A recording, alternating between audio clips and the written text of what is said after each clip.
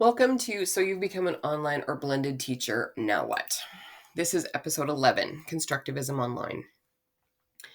Constructivism is a theory of learning that suggests that people, quote, actively construct or make their own knowledge, and that reality is determined by your experiences as a learner. Basically, learners use their previous knowledge as a foundation and build on it with new things they learn. That's a quotation from Western Governors University. Constructivism is the basis for a lot of the problem-based, project-based, and inquiry-based learning that's helping students engage more in school. There are some ideas related to constructivism that are very helpful to K-12 online educators.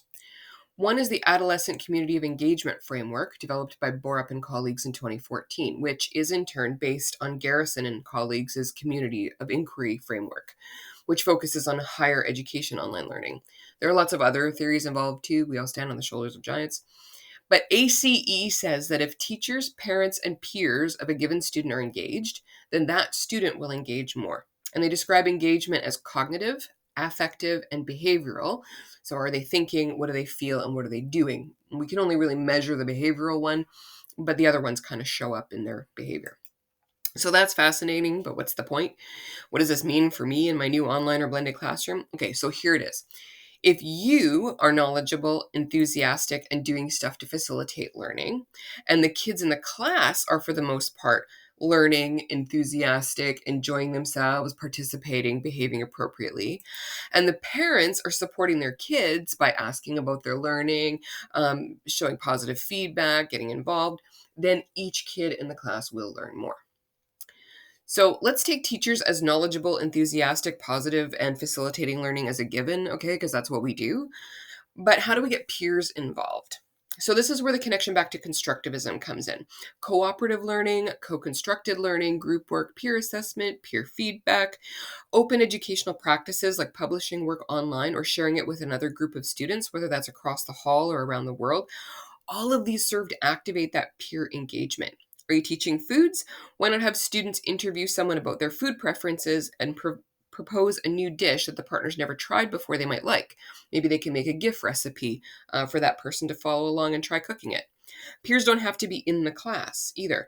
Maybe students can interview someone not in the class about an issue. Social Justice 12 students often talk about gender roles and issues. For example, could maybe students ask 4 friends about their perception of gender roles in dating, for instance, and then share their findings with the whole class? So then how do we get parents involved? That one's even trickier because some parents feel that once their child's in high school, they need to back out entirely. And they also are usually busy. They've got jobs and things. But e-portfolios, where students post work and reflect on it in some kind of online space, whether that's a kind of safe walled garden type space like Seesaw that only parents and classmates can access, or whether it's on the wide open web, those kinds of things make it possible for parents to take, I don't know, 10 minutes every other week to look at what their kid's been doing and comment on it. Communicating with parents is key, and not only through the students. Tell your parents about doesn't always work because sometimes they don't.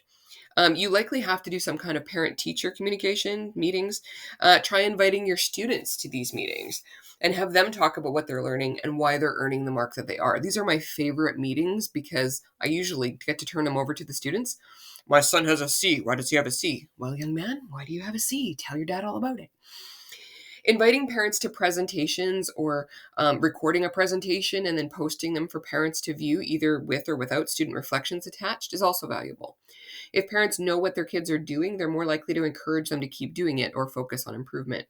One teacher I know has an end of unit celebration on a unit called Invisible Voices, where the kids do independent research on something that has to do with invisible voices. She sends home a fill in the blanks poem for the parents to complete about identity. And then she has students and parents get together in groups of 3 or 4, parent and student together, and talk about their work and share them with each other. And this can be done online via Zoom in a breakout room, for example, with a parent and child on the same device.